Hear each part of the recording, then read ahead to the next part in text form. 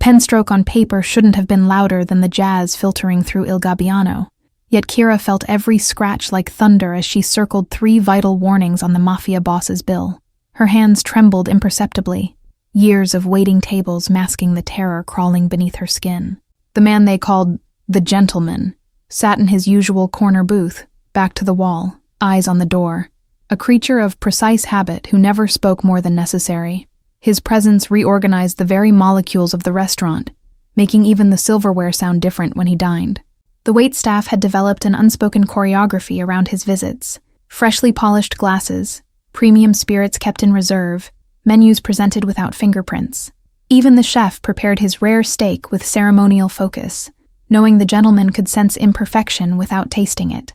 Other diners unconsciously lowered their voices when he entered, an instinctive deference to power they couldn't name, but inherently recognized. Children stilled their restlessness, sensing something predatory beneath the civilized veneer of tailored suits and perfectly knotted ties. Kira had earned the right to serve his table through sheer observational precision, remembering his preferences for bottled water at precisely 58 degrees, bread served without olive oil, wine poured exactly 2 fingers from the rim. No request ever needed repetition, no dissatisfaction ever expressed. His hands fascinated her most, manicured, steady, capable of signing million-dollar contracts or delivering silent death with equal efficiency. She'd seen those hands leave tips arranged in perfect geometric precision, bills aligned as if measured with instruments rather than placed by human touch. Kira tucked a strand of dark hair behind her ear, surveying the restaurant's warm amber lighting that cast long shadows across polished wood and white tablecloths. The humidity of Savannah seeped through the windows, despite the aggressive air conditioning, making the space feel both luxurious and suffocating. The river glinted like oil beyond the wrought iron balconies, its dark surface occasionally catching the reflection of passing boats and distant lights. Thursday nights at Il Gabbiano meant the gentleman's quiet dinner, always followed by espresso, always ending with a generous tip and a curt nod. Tonight broke pattern when the stranger entered, a man whose normalcy seemed forced, whose attention to being unnoticed was itself the brightest flag. Kira registered the weight in his jacket pocket as she delivered breadsticks to table 7, her peripheral vision cataloging his too-still posture. The stranger's reflection caught in the bar mirror as he ordered Scotch neat, his gaze never directly touching the gentleman, but always orbiting him like a predatory satellite. Most staff wouldn't notice.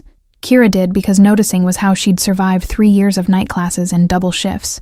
His right hand never left his pocket, the kind of stillness that screamed movement was coming. The condensation on his barely touched scotch formed a puddle beneath the glass, untouched and forgotten as his focus sharpened with each passing minute. Sweat gathered at Kira's nape, despite the arctic chill of the restaurant's air, her breathing carefully regulated as she approached the gentleman with his bill.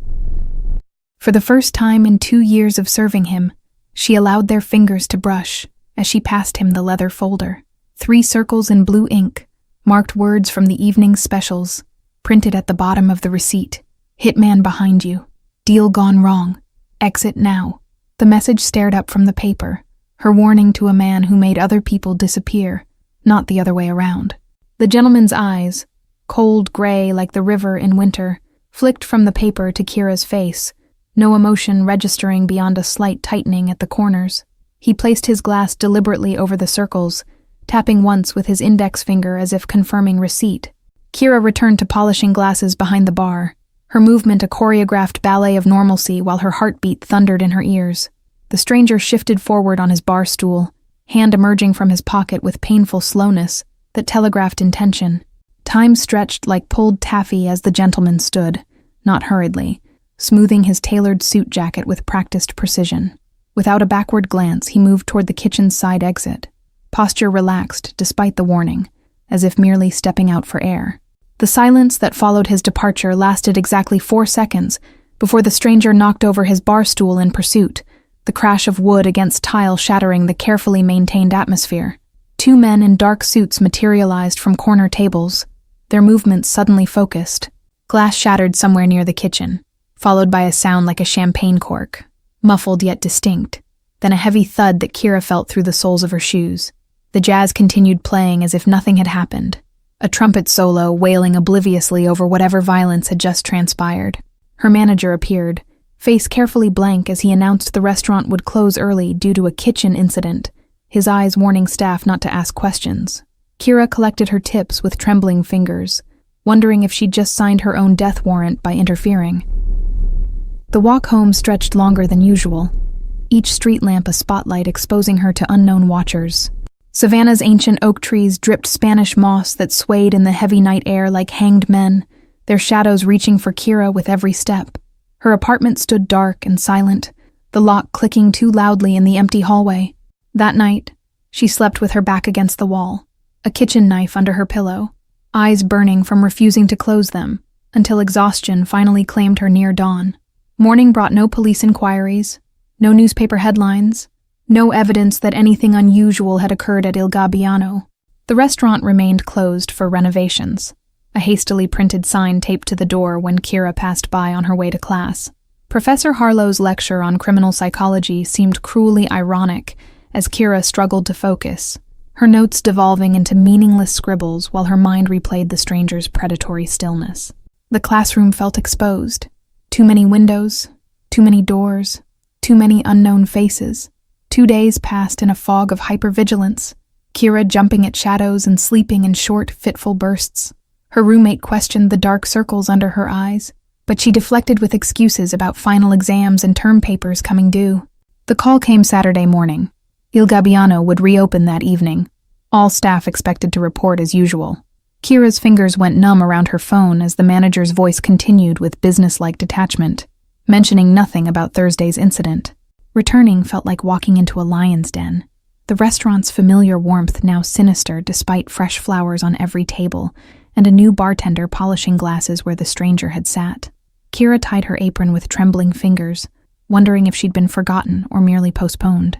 The envelope appeared in her locker during her break, cream-colored paper with her name written in elegant script.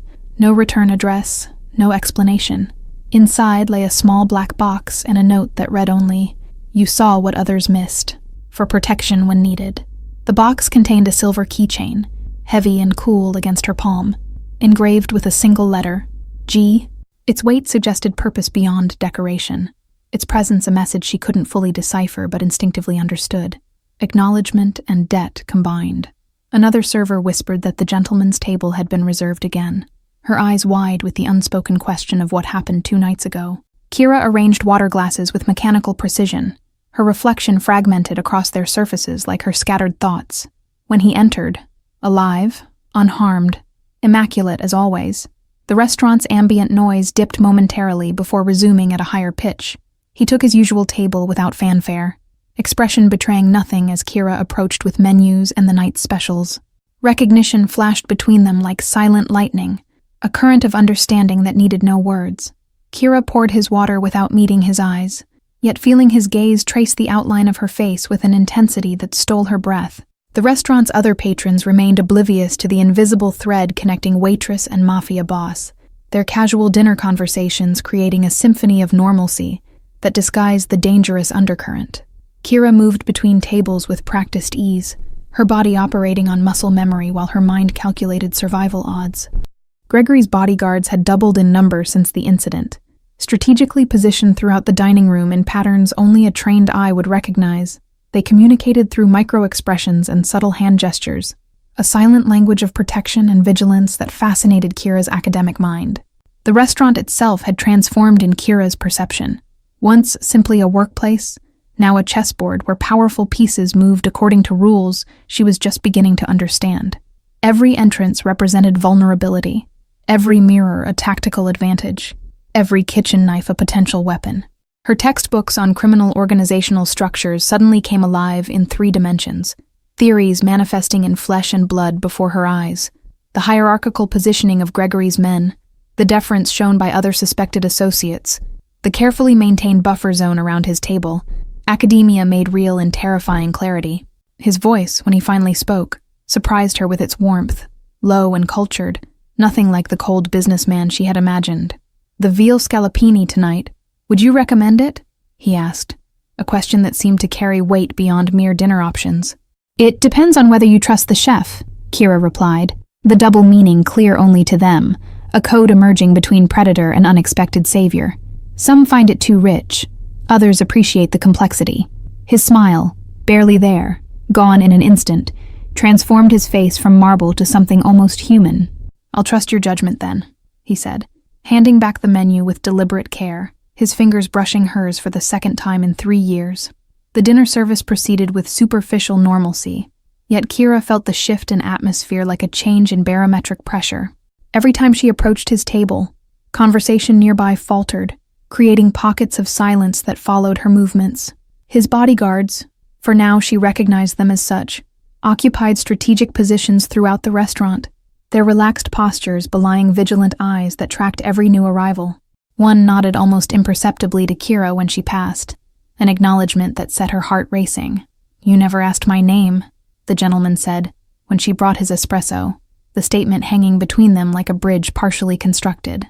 "After 2 years of service, after Thursday night, you deserve to know who you saved." Kira placed the demi-tasse precisely on the saucer, buying seconds to compose herself.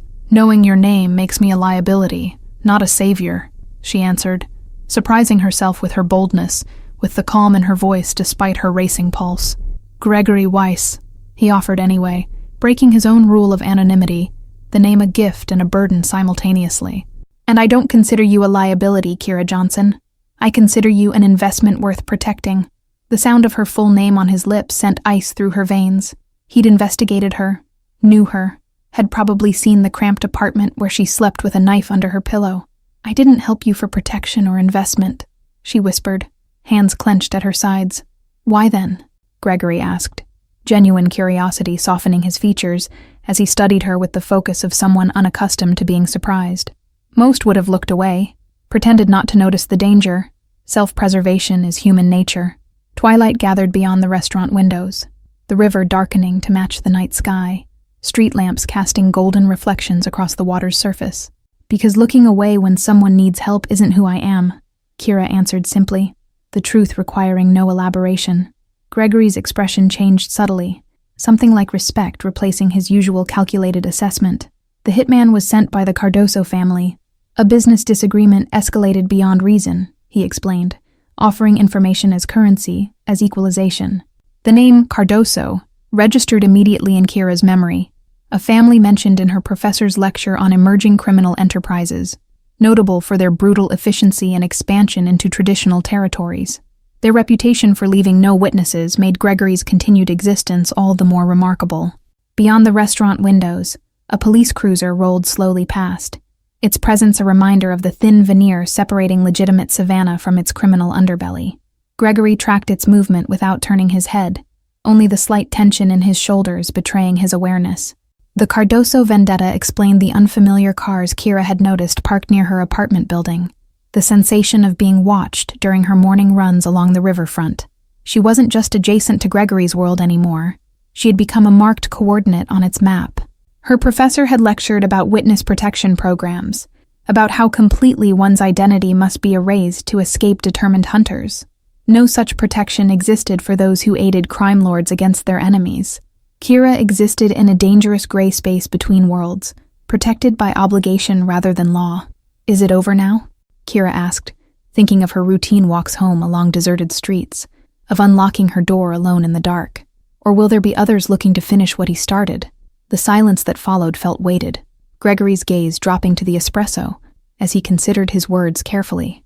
"The immediate threat is eliminated, but in my world, safety is never permanent," he finally answered, honesty replacing what could have been false reassurance. Kira nodded, understanding more than she wanted to about the precarious nature of power and the enemies it created.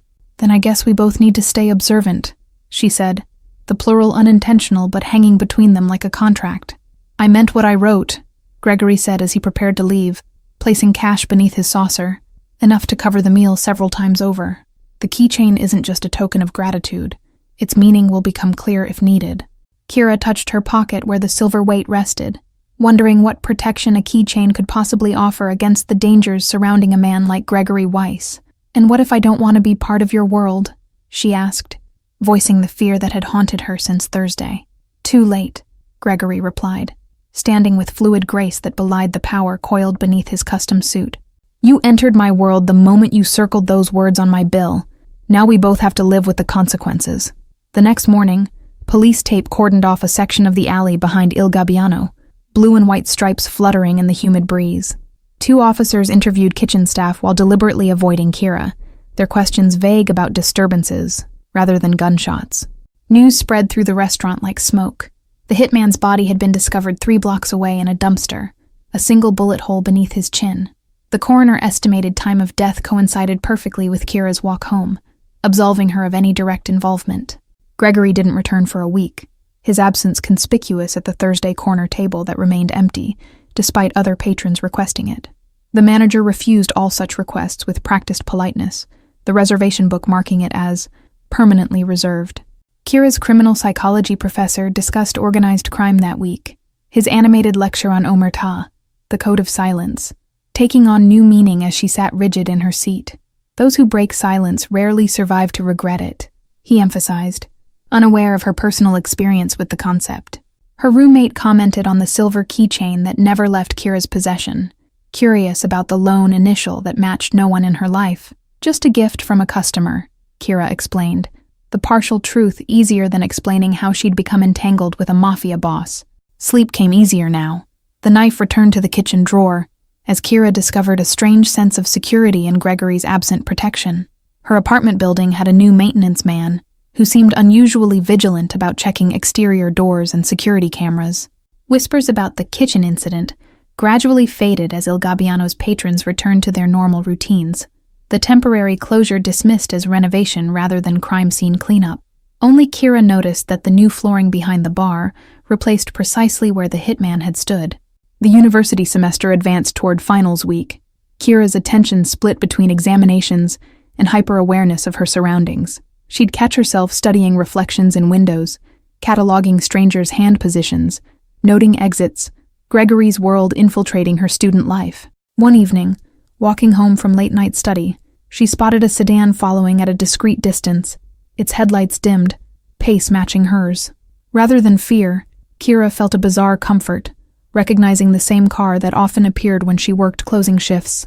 The Savannah heat intensified as May approached, making the restaurant's air conditioning a sanctuary for customers seeking respite. Kira's dark hair clung to her neck as she served overpriced cocktails to tourists, who knew nothing about the violence that had transpired beneath their feet. A local newspaper ran a small article about underworld tensions in the historic district, mentioning anonymous sources claiming territorial disputes between rival organizations. The article appeared and disappeared from the paper's website within hours, as if someone had paid to suppress it.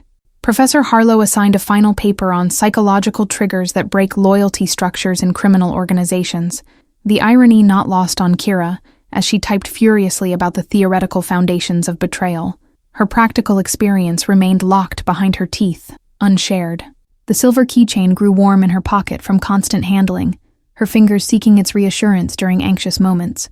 She discovered a hidden seam one night while studying, the letter G, sliding sideways to reveal a phone number etched into the metal beneath. The craftsmanship of the keychain spoke volumes about Gregory's attention to detail.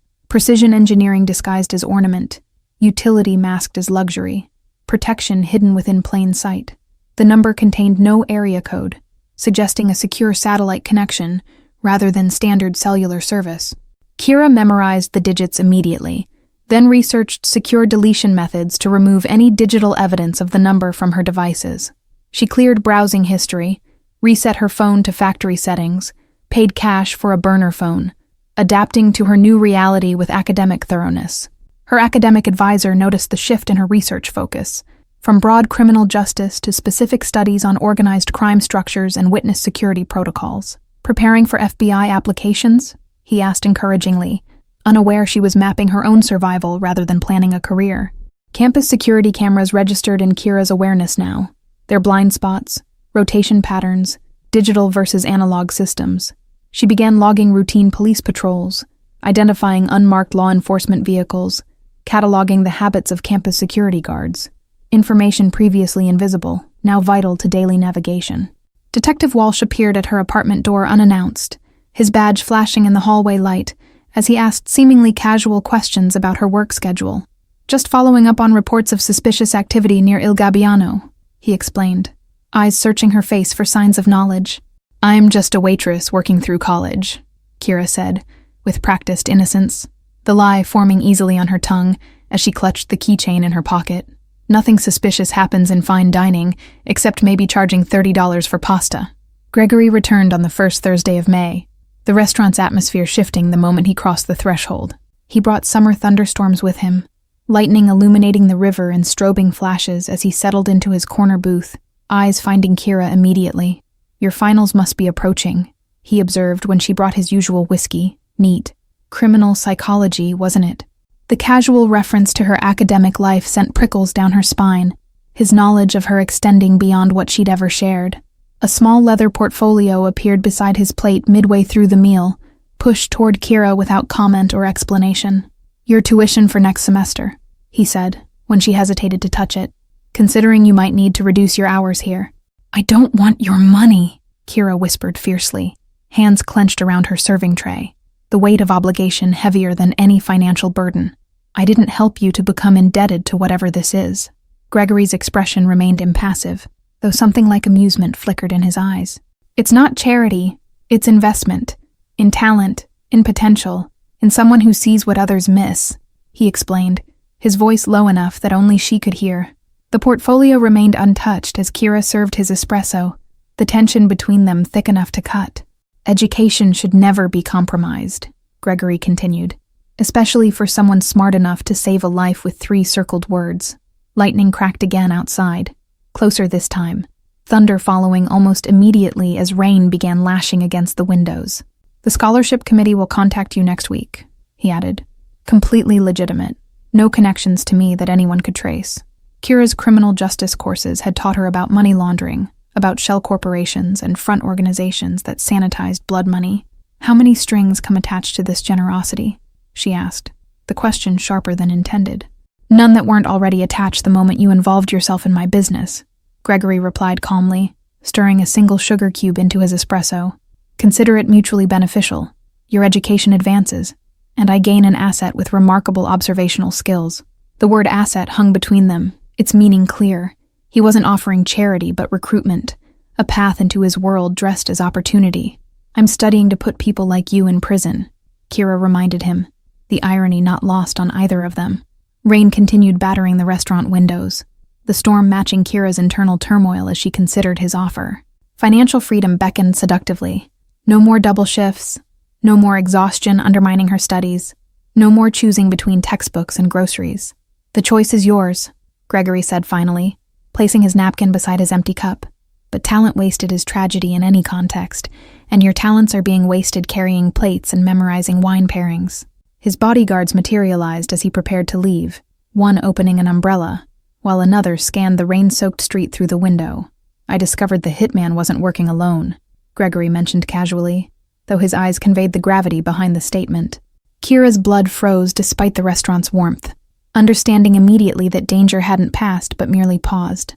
"The Cardoso family doesn't forgive easily," Gregory continued, buttoning his suit jacket. "Neither do I, which is why their accountant vanished last week."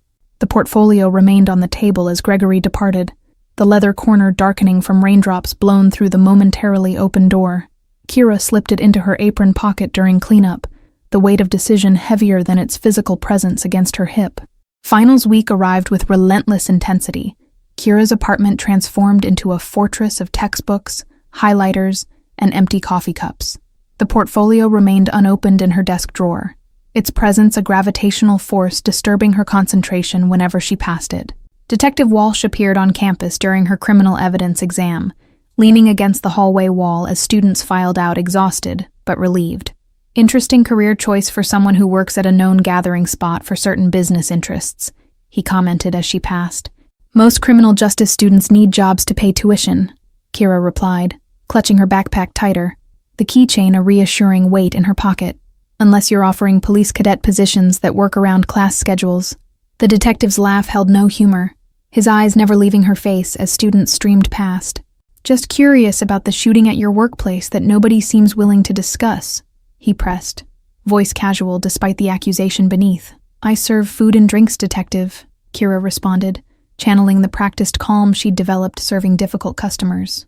"Kitchen incidents are handled by management, not waitstaff with textbooks to study." Walsh's gaze sharpened like a predator sensing weakness. His next words measured carefully. Gregory Weiss doesn't dine with just anyone serving his table. 2 years of Thursdays creates patterns, and patterns interest me professionally. Ice spread through Kira's veins despite the summer heat, the detective's knowledge of Gregory's dining habits confirming her suspicions about police surveillance. Regular customers request regular servers, she shrugged, feigning indifference while calculating escape routes. His organization has expanded operations recently, new territories, new ventures, attracting attention from people less friendly than me, Walsh continued, offering information as bait. People associated with him tend to disappear or advance rapidly, rarely anything in between. The shadows beneath the campus oak trees stretched longer as afternoon waned, Kira's next exam looming while the detective seemed content to monopolize her limited preparation time. Is there an actual question in this conversation, detective, or just vague observations about my job? Just friendly advice. Career paths are set earlier than most people realize, Walsh answered, straightening from his casual pose against the wall. Choose carefully which path you're walking, Ms. Johnson, before you can't turn back.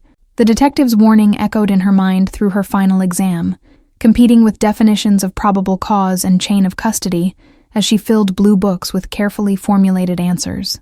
The irony of excelling in law enforcement theory while harboring secrets wasn't lost on her. That evening, alone in her apartment, Kira finally opened the leather portfolio to find not cash, but documentation for a full academic scholarship. Legitimate letterhead, official university endorsement, nothing connecting it to Gregory Weiss or his organization. The Savannah summer stretched endlessly ahead as classes ended, Kira's reduced summer schedule at Il Gabbiano, leaving hours of unaccustomed free time. She spent mornings running along the riverfront, afternoons reading criminal psychology texts not assigned by professors. Thursday arrived again, the restaurant preparing for evening service, when Kira's manager called her into his office with unusual solemnity.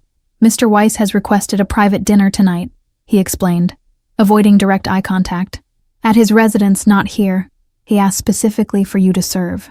The invitation, phrased as employment rather than social engagement, carried clear implications beyond its surface meaning.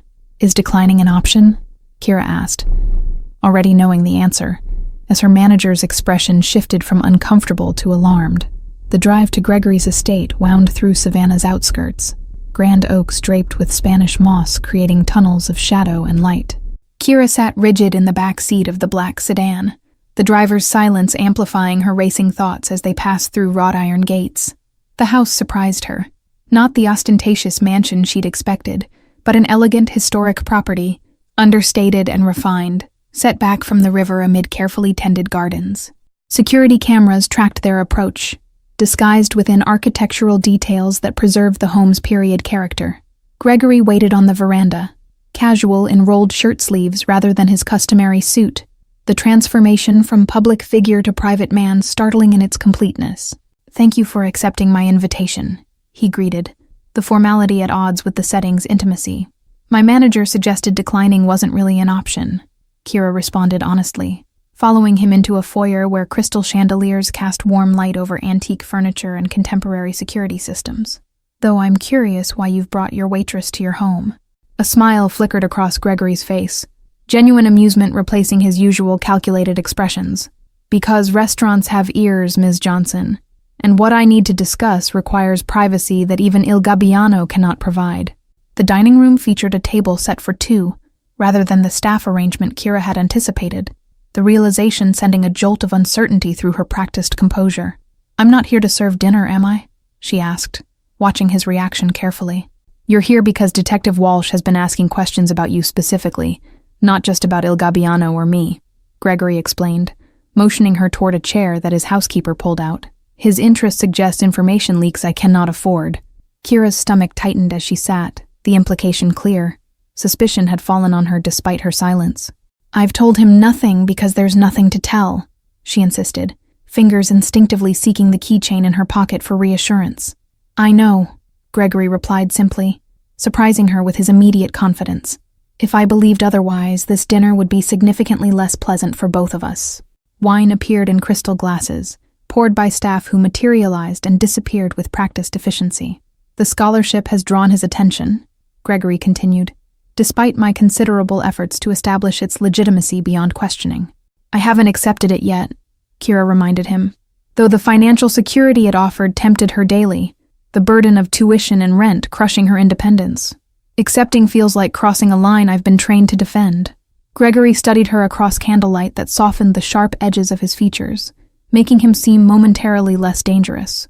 Lines exist primarily in academic theory, Ms. Johnson. Reality operates in gradients of necessity and consequence.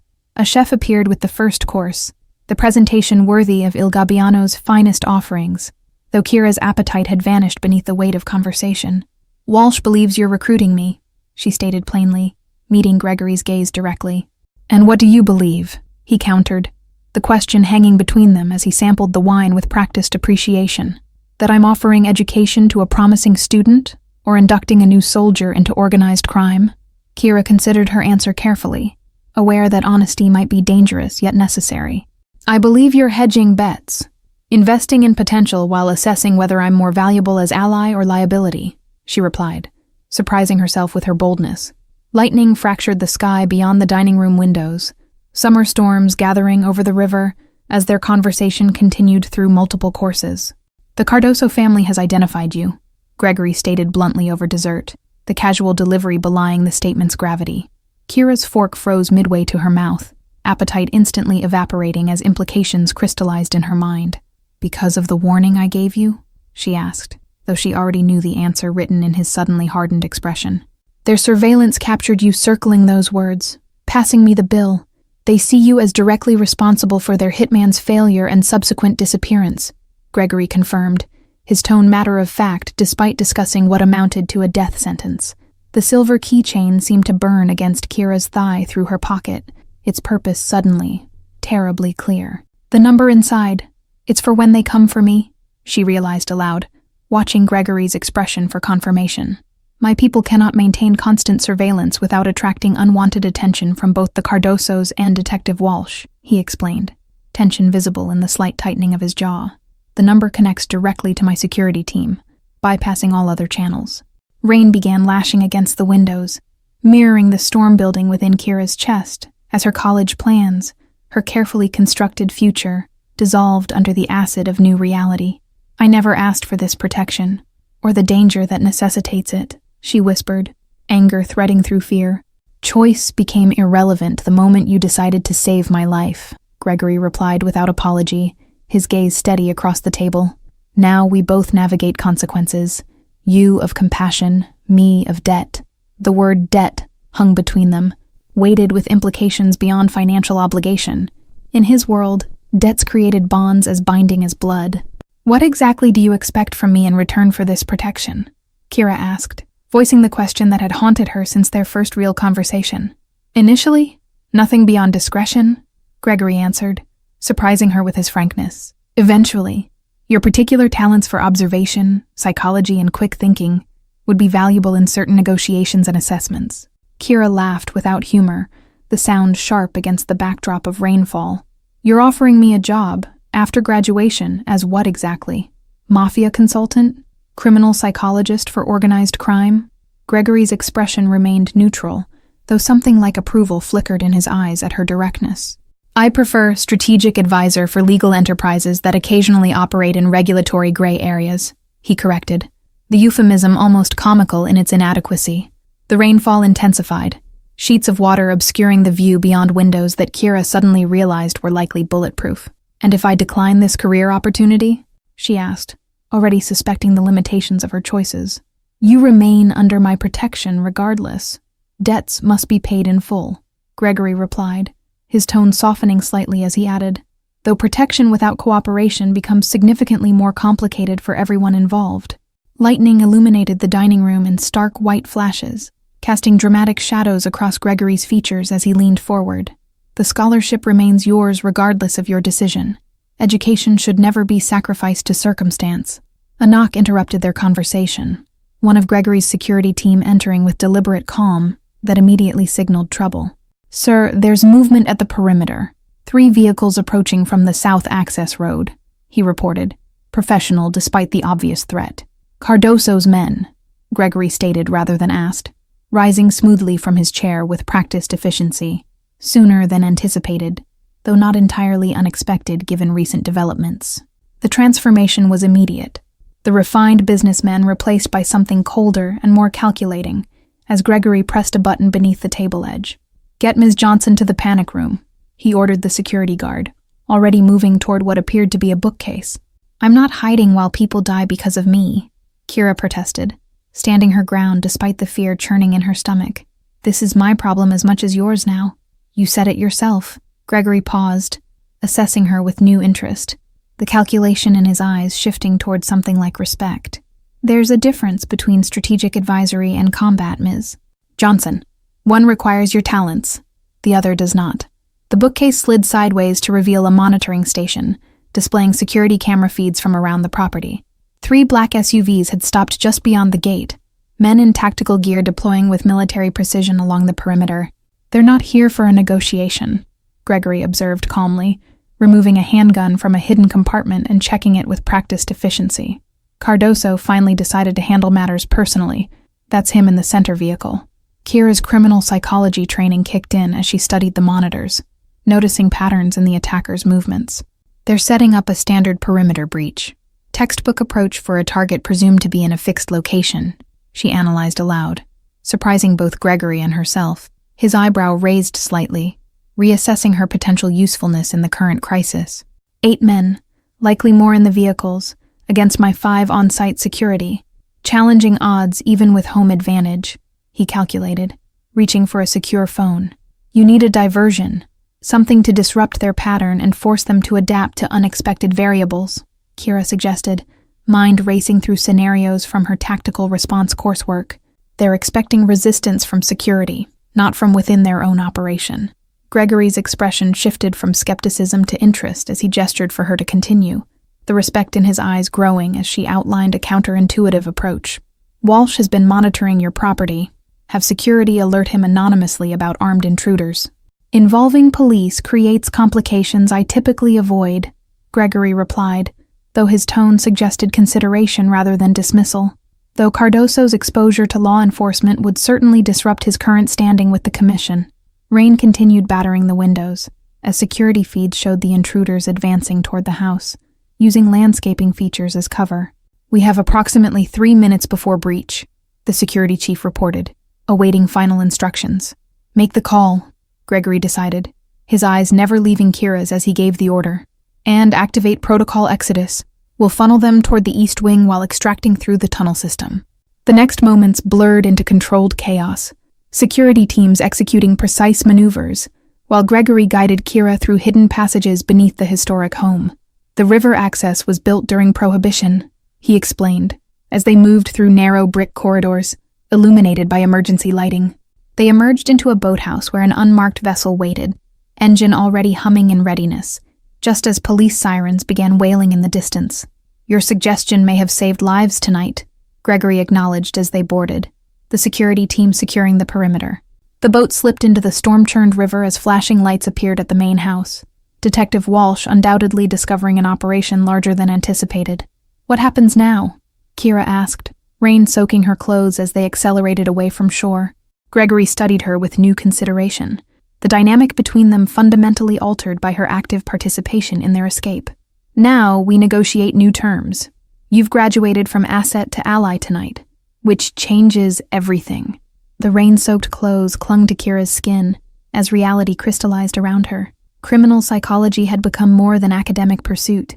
It had become survival strategy and unexpected career path. Her professor's warnings about ethical boundaries seemed quaint now, theoretical concerns washed away by practical necessity. Lightning illuminated the retreating storm clouds, nature's violence giving way to calm in perfect parallel to their night's journey. "The Cardoso family will regroup, reassess," Gregory explained, his tactical mind already mapping contingencies. "But Walsh's involvement complicates their approach. Criminal organizations fear law enforcement attention more than rival action." The marina staff maintained professional distance, their eyes carefully averted as Gregory and Kira disembarked, another indication of his influence extending beyond his immediate circle.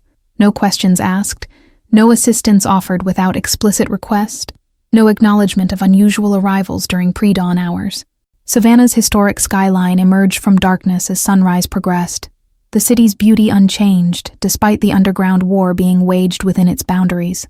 Kira recognized the duality with sudden clarity, the visible world of tourists and commerce layered over invisible networks of power and obligation that truly dictated the city's functioning. Dawn broke over the Savannah River as they docked at a private marina miles downriver, the storm finally passing to reveal clear skies that promised summer heat. "Your education continues next semester as planned," Gregory stated as they disembarked, with additional practical instruction in strategic assessment and crisis management. Kira watched the sunrise color the water gold and crimson, her former life as just a waitress and student impossibly distant now. "I saved your life with 3 circled words," she said quietly, "and tonight you repaid that debt by saving mine." "Balance restored," Gregory agreed, the ghost of a smile touching his lips as he added, "Though I suspect our association has only just begun, Ms. Johnson. Some debts create bonds that transcend simple transaction. Thank you for following this intense journey of unexpected connections and dangerous choices. If you've enjoyed this story of a waitress whose quick thinking changed everything, write in the comments where you're watching from. Don't forget to like, subscribe, and share this video to support more thrilling stories where ordinary people make extraordinary decisions. What would you have done in Kira's situation?